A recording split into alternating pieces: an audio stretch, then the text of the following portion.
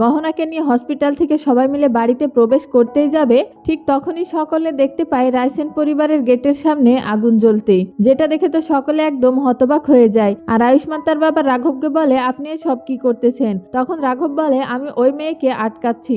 যে মেয়ে এই পরিবারের বংশবৃদ্ধি করতে পারবে না, সে মেয়ে এই পরিবারের বৌমা হওয়ার যোগ্য না। ওই মেয়ে এখন এই পরিবারের একজন বোঝা হয়ে রয়েছে, তাই ও এক্ষুনি এই বাড়ি ছেড়ে বের হয়ে যাবে। আয়ুষ্মান তখন রেগে যায় আর বলে, আপনার কি মাথা নষ্ট হয়ে গিয়েছে? আপনার কিভাবে সাহস হলো গহনাকে নিয়ে এরকম বাজে কথা বলার? এরপর আয়ুষ্মান তার বাবাকে বলে, গহনা আমার স্ত্রী, আর ওকে নিয়ে যদি আপনার এই বাড়িতে সমস্যা থাকে তাহলে আপনি এই বাড়ি থেকে বেরিয়ে যান, কিন্তু গহনা এই বাড়ি থেকে কোথাও যাবে না। তখন রাঘব বলে, আয়ুষ্মান, ওই মেয়ে তোমাকে কখনোই বাবা ডাক শোনার সুখ দিতে পারবে না, তুমি ওই মেয়েকে এক্ষুনি ছেড়ে দাও। তখন আয়ুষ্মান বলে, আপনার তো নজর লেগেছিল আমার সন্তান ও গহনার উপরে।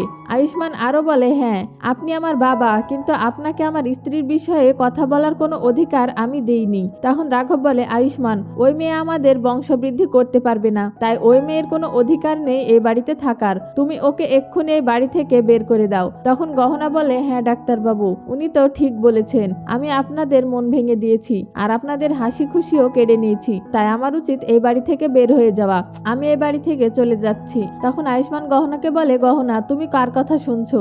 যে মানুষটা নিজে একজন ভালো বাবা হতে পারেনি, আর সেই মানুষটা আমাকে কি বলবে? তখন রাঘব রেগে গিয়ে বলে, আয়ুষ্মান। তখন আয়ুষ্মান উঠে বলে, কার করবেন না, আর সত্য হলো এটাই যে আমি যদি গহনাকে এই বাড়িতে রাখি তাহলে গহনাকে আপনি বারবার অপমান করবেন আর ছোট করবেন, তাই আমাদের সুখ শান্তির জন্য আমি গহনাকে এক্ষুনি এই বাড়ি ছেড়ে নিয়ে চলে যাচ্ছি। এর পরের দৃশ্যে আয়ুষ্মান গহনাকে নিয়ে চলে যাচ্ছিল, ঠিক সেই মুহূর্তে আয়ুষ্মানের পিছে জানকী আয়ুষ্মান ও গহনাকে আটকায়, সেই সাথে বলে, এই বাড়ি থেকে কেউ কোথাও যাবে না। তখন রাঘব বলে, দিদি তুমি গহনার পক্ষ নিয়ে কথা বলছো? ঠিক সেই মুহূর্তে জানকী দেবী বলে, কেন আমি গহনার পক্ষ নিয়ে কথা বলবো না? আর রাঘব, গহনা যা কিছু করেছে এরপরেও তুমি গহনার সাথে এরকম ব্যবহার কিভাবে করতে পারো?